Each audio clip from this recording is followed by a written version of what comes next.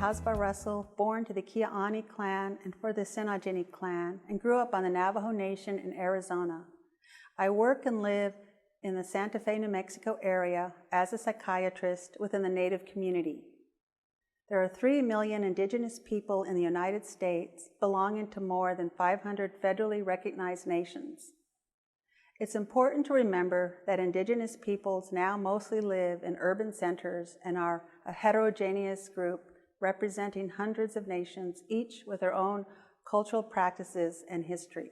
Indigenous peoples may call themselves American Indian, Native American, First Nations, and Indigenous. Alaska Natives and Native Hawaiians are included as well. To Indigenous peoples, the United States and Canada is collectively called Turtle Island. People who are part Indigenous usually don't identify that way. In fact, it is perceived as marginalizing and insensitive to introduce an Indigenous person as half Navajo when the person self-identifies simply as Navajo. Having an accurate history of the colonization of the Americas is necessary to understanding the unique place in history of Indigenous peoples. Genocidal practices through massacres, forced relocations, and the rupture of Native American family and cultures was pervasive in the settlement of the United States. Native peoples have struggled to maintain identity as they were imprisoned for practicing their ceremonies and cultural events. For example, in Canada, the potlatch, a time of sharing food and goods, was outlawed. Later, children were taken away from their families and sent to schools where they were punished for speaking their own language. There are several significant periods in U.S. history that exemplify the genocidal policies of the United States upon the American Indian. Indigenous peoples have personal and family histories of forced relocation. Examples include the Navajo Long Walk of 1864, a 300-mile forced march of 8,000 Navajos to a military concentration camp in southern New Mexico, and the Cherokee Trail of Tears in 1838, a forced march of Cherokee women and children from their homelands in Georgia and Alabama to Oklahoma. Subsequently, beginning with the General Allotment Act of 1887 and continuing through the 1960s, forced assimilation and land appropriations led to the termination of more than 100 Indigenous nations and the widespread seizure of Indigenous lands. The United States eventually created federally recognized reservations. In Canada, these were called reserves, many not on the Indigenous sacred homelands. This history of trauma has resulted in intergenerational trauma. Children being forcibly removed from their homes to be raised in boarding schools still impact how parents raise their children. Indigenous peoples experience higher rates of substance use and related disorders, PTSD, and suicide, all of which are directly associated with this intergenerational trauma.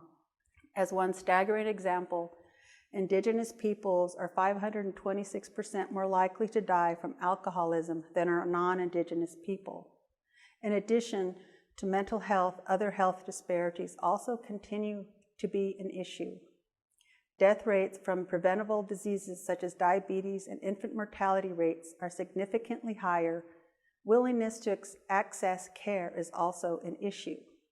Many Indigenous people feel stereotyped, ignored, and disrespected by providers, and many programs serving Indigenous people are often not culturally relevant or sensitive to the significant trauma within Indigenous peoples. Knowing this history is critical in implementing best practices.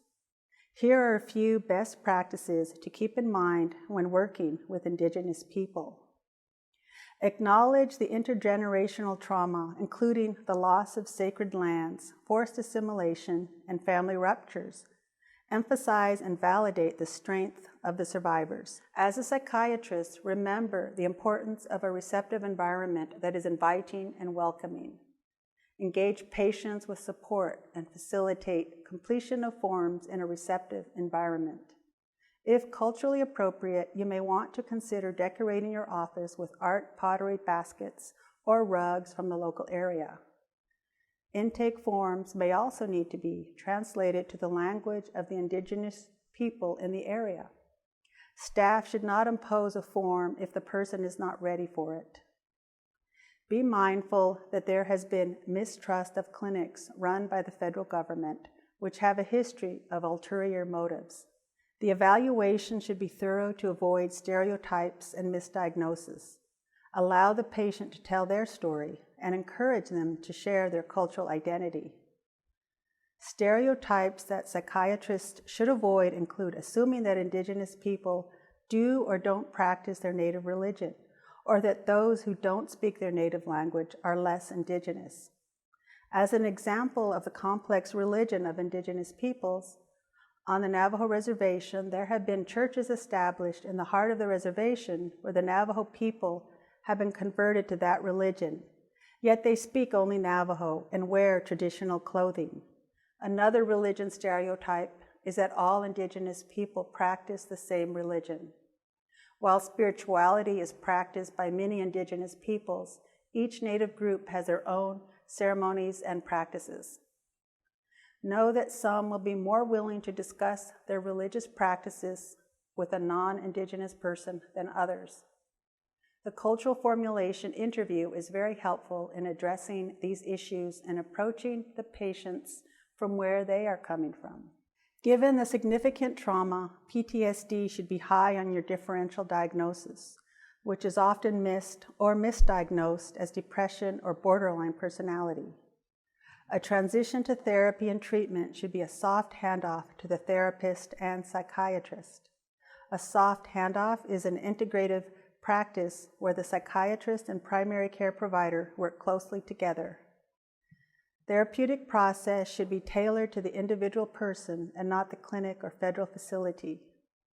While there is not much research on the ethno-psychopharmacology of Indigenous peoples, in my experience, starting slowly and in lower doses works best to avoid negative effects from polypharmacy.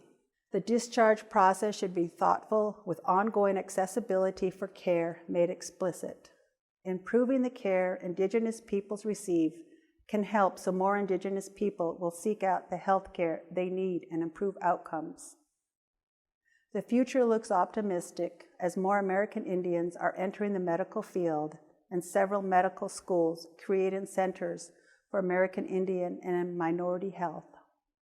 Hopefully, these steps forward will increase awareness of American Indian healthcare issues and lead to more research that serves the health interests of Indigenous communities.